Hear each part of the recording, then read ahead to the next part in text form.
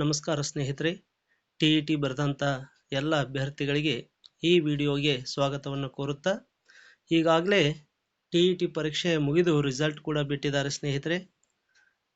ಈ ಟಿ ಪರೀಕ್ಷೆಯ ಎಲಿಜಿಬಿಲಿಟಿ ಸರ್ಟಿಫಿಕೇಟನ್ನು ಹೇಗೆ ಡೌನ್ಲೋಡ್ ಮಾಡೋದು ಅನ್ನೋದನ್ನು ಈ ವಿಡಿಯೋದಲ್ಲಿ ಸಂಪೂರ್ಣವಾಗಿ ತಿಳಿಸ್ಕೊಡ್ತೇನೆ. ಹಾಗೂ ಏನಾದರೂ ಹೆಸರಿನಲ್ಲಿ ಸ್ಪೆಲ್ಲಿಂಗ್ ಮಿಸ್ಟೇಕ್ ಆಗಿದ್ದರೆ, ಹೆಸರು ಅಥವಾ ಅಡ್ಡ ಹೆಸರಲ್ಲಿ ಏನಾದರೂ ಸ್ಪೆಲ್ಲಿಂಗ್ ಮಿಸ್ಟೇಕ್ ಆದರೆ ಅದನ್ನ ಯಾವ ರೀತಿಯಾಗಿ ತಿದ್ದುಪಡಿ ಮಾಡಬೇಕು ಅನ್ನೋದನ್ನು ಕೂಡ ಈ ವಿಡಿಯೋದಲ್ಲಿ ನಾನು ಸಂಪೂರ್ಣವಾದಂಥ ಮಾಹಿತಿಯನ್ನು ತಿಳಿಸ್ಕೊಡ್ತೇನೆ. ಆದ್ದರಿಂದ ಈ ವಿಡಿಯೋವನ್ನು ಎಲ್ಲೂ ಸ್ಕಿಪ್ ಮಾಡದೆ ಸಂಪೂರ್ಣವಾಗಿ ನೋಡ್ರಿ ಅಂತ ಹೇಳ್ತಾ, ಹಾಗೆ ಸಬ್ಸ್ಕ್ರೈಬರ್ ಆಗಿ ಹಾಗೂ ಲೈಕ್ ಮಾಡ್ರಿ ಅಂತ ಹೇಳ್ತಾ, ಸ್ನೇಹಿತರೆ ವಿಡಿಯೋವನ್ನು ಪ್ರಾರಂಭ ಮಾಡ್ತಾ ಇದ್ದೀನಿ. ಈಗ ನಾವು ಟಿ ಎಲಿಜಿಬಿಲಿಟಿ ಸರ್ಟಿಫಿಕೇಟನ್ನು ಯಾವ ರೀತಿಯಾಗಿ ಡೌನ್ಲೋಡ್ ಮಾಡಬೇಕು ಅಂತಂದರೆ, ಮೊದಲಿಗೆ ನಾವು ಏನು ಮಾಡ್ಬೇಕಂತಂದರೆ ವೆಬ್ ಬ್ರೌಸರ್ಗೆ, ಗೂಗಲ್ ಬ್ರೌಸರ್ಗೆ ಹೋಗಬೇಕು ಸ್ನೇಹಿತರೆ.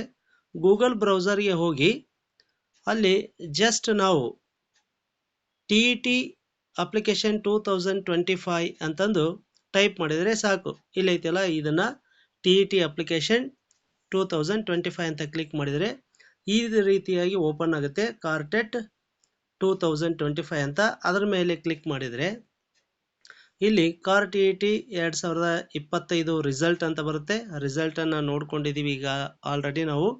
ಈಗ ಇಲ್ಲಿ ಕೆಳಗಡೆ ಇರತಕ್ಕಂಥ ಆಪ್ಷನ್ ಇದೆ ಅಲ್ಲ ಸ್ನೇಹಿತರೆ, ಅಲ್ಲಿ download car T eligibility certificate ಐತಲ್ಲ, ಅದರ ಮೇಲೆ ಕ್ಲಿಕ್ ಮಾಡಬೇಕು. ಕ್ಲಿಕ್ ಮಾಡಿದರೆ ಈ ರೀತಿಯಾಗಿ ಓಪನ್ ಆಗುತ್ತೆ. ಇಲ್ಲಿ ಸ್ನೇಹಿತರೆ ನಾವು ಏನು ಮಾಡಬೇಕು, ಅಪ್ಲಿಕೇಶನ್ ನಂಬರನ್ನು ಹಾಕಬೇಕು. ಇಲ್ಲಿ ನನ್ನ ಅಪ್ಲಿಕೇಶನ್ ನಂಬರ್ ಇಲ್ಲಿದೆ ಸ್ನೇಹಿತರೆ, ಆಗಿದೆ. ನೆಕ್ಸ್ಟು ಡೇಟ್ ಆಫ್ ಬರ್ತನ್ನು ಹಾಕಬೇಕು. ನಮ್ಮ ಡೇಟ್ ಆಫ್ ಬರ್ತನ್ನು ಹಾಕಿ ಸಬ್ಮಿಟ್ ಕೊಟ್ಟುಬಿಟ್ರೆ ಇಲ್ಲಿ ಈ ರೀತಿಯಾಗಿ ಓಪನ್ ಆಗುತ್ತೆ ಸ್ನೇಹಿತರೆ. ಇಲ್ಲಿ ಎಲ್ಲ ರಿಸಲ್ಟ್ ಕೂಡ ಇರುತ್ತೆ. ಇದನ್ನು ನೋಡಿಕೊಂಡು ಇಲ್ಲಿ ಡೌನ್ಲೋಡ್ ಸರ್ಟಿಫಿಕೇಟ್ ಅಂತ ಇದೆಯಲ್ಲ ಸ್ನೇಹಿತರೆ, ಇಲ್ಲಿ ಡೌನ್ಲೋಡ್ ಮೇಲೆ ಕ್ಲಿಕ್ ಮಾಡಿದರೆ ಆವಾಗ ಈ ರೀತಿಯಾಗಿ ಬರುತ್ತೆ. ಇಲ್ಲಿ ಡೌನ್ಲೋಡ್ ಅಗೇನ್ ಅಂತಂದು ನಾವು ಇದರ ಮೇಲೆ ಕ್ಲಿಕ್ ಮಾಡಿದ್ದೀವಿ ಅಂತಂದರೆ ಡೌನ್ಲೋಡ್ ಆಗಿಬಿಡುತ್ತೆ ಸ್ನೇಹಿತರೆ. ಈಗ ಡೌನ್ಲೋಡ್ ಆದದ್ದನ್ನು ನಾವು ನಮ್ಮ ಫೈಲ್ ಮ್ಯಾನೇಜರ್ನಲ್ಲಿ ಹೋಗಿ ನೋಡಬೇಕು. ಅಲ್ಲಿ ಏನಾದರೂ ನಮ್ಮ ಸರ್ಟಿಫಿಕೇಟ್ ಅಥವಾ ನಾವು ಅಪ್ಲಿಕೇಶನ್ ಹಾಕುವಾಗ ಏನಾದರೂ ಮಿಸ್ಟೇಕ್ ಆಗಿತ್ತು ಅಂತಂದರೆ ಅದನ್ನು ಯಾವ ರೀತಿಯಾಗಿ ತಿದ್ದುಪಡಿ ಮಾಡಬೇಕು ಅಂತಂದರೆ, ನಾನು CSLಗೆ ಫೋನ್ ಹಚ್ಚಿ ಕೇಳಿದೆ ಸ್ನೇಹಿತರೆ. ಕೇಳಿದಾಗ ಅವ್ರು ಏನು ಹೇಳಿದ್ರು ಅಂತಂದರೆ, ಏನಾದರೂ ಸ್ಪೆಲ್ಲಿಂಗ್ ಮಿಸ್ಟೇಕ್ ಆಗಿತ್ತಂದರೆ, ಉದಾಹರಣೆಗೆ ನಂದೇ ಏನಂತಂದರೆ ಸ್ಪೆಲ್ಲಿಂಗ್ ಮಿಸ್ಟೇಕ್ ಆಗಿದೆ. ಆ ಸ್ಪೆಲ್ಲಿಂಗ್ ಮಿಸ್ಟೇಕ್ ಏನಂತಾರೆ, ನಾವು ಬೈ ಮಿಸ್ಟೇಕ್ ಆಗಿದೈತೆ ಸ್ನೇಹಿತರೆ. ಅದನ್ನು ಇಲ್ಲಿ ತೋರಿಸ್ತೀನಿ ನಾನು. ಆ ಮಿಸ್ಟೇಕ್ ನೋಡ್ರಿ ಇಲ್ಲಿ ಸ್ನೇಹಿತರೆ, ಪರಶುರಾಮ್ ಹೇಳಿಕೊಳ್ಳಿ ಅಂತ ಇದೆಯಲ್ಲ, ಇಲ್ಲಿ ಪರಶುರಾಮ್ PARASHU ಆಗಬೇಕಾಗಿತ್ತು. ಎ ಮತ್ತು ಎಸ್ ಒಂದೇ ಕಡೆ ಇರೋದ್ರಿಂದ ನಾನು ಬೈ ಮಿಸ್ಟೇಕ್ ಎಸ್ ಹೊಡೆಯೋ ಬದಲಿ ಅದು ಎ ಆಗಿಬಿಟ್ಟಿದೆ ಸ್ನೇಹಿತರೆ. ಇದನ್ನು ಯಾವ ರೀತಿಯಾಗಿ ತಿದ್ದುಪಡಿ ಮಾಡಬೇಕು ಅಂತ ನಾನು ಫೋನ್ ಹಚ್ಚಿ ಕೇಳಿದಾಗ ಅವರು ಹೇಳಿದಂಥ ಮಾಹಿತಿ ಏನಿತ್ತಂದರೆ ಸ್ನೇಹಿತರೆ, ಇಲ್ಲಿ ರಿಸಲ್ಟನ್ನು ನೋಡ್ಬೋದು. ನಂದು 150 ಅಂಕಗಳಿಗೆ 124 ಅಂಕಗಳನ್ನು ತೆಗೆದುಕೊಂಡಿದ್ದೀನಿ ಸ್ನೇಹಿತರೆ.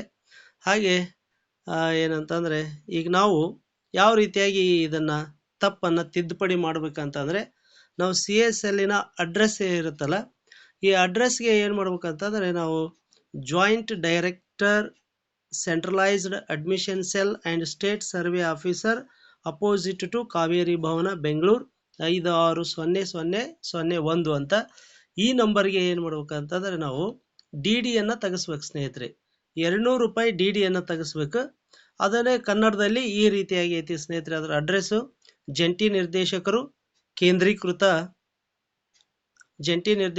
ಕೇಂದ್ರೀಕೃತ ದಾಖಲಾತಿ ಘಟಕ ಮತ್ತು ರಾಜ್ಯ ಸರ್ವೆ ಅಧಿಕಾರಿಗಳು, ಕಾವೇರಿ ಭವನದ ಎದುರು, ಬೆಂಗಳೂರು 560001 ಅಂತ ಐತೆಲ್ಲ ಸ್ನೇಹಿತರೆ.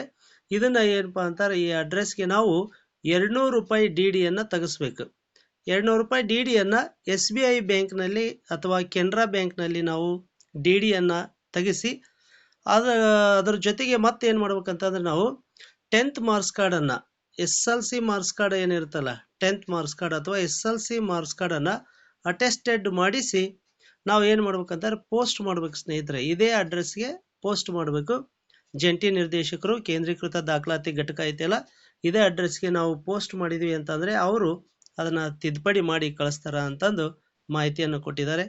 ಅದಕ್ಕೆ ನೀವು ಕೂಡ ಆ ರೀತಿ ಏನಾದರೂ ಸ್ಪೆಲ್ಲಿಂಗ್ ಮಿಸ್ಟೇಕ್ ಆಗಿದ್ದರೆ ಅದನ್ನು ಸರಿಪಡಿಸ್ಕೋರಿ ಅಂತಂದು ಹೇಳ್ತಾ ಈ ವಿಡಿಯೋನ ಇಲ್ಲಿಗೆ ಮುಗಿಸ್ತಾ ಇದ್ದೀನಿ. ನಮಸ್ಕಾರ ಸ್ನೇಹಿತರೆ.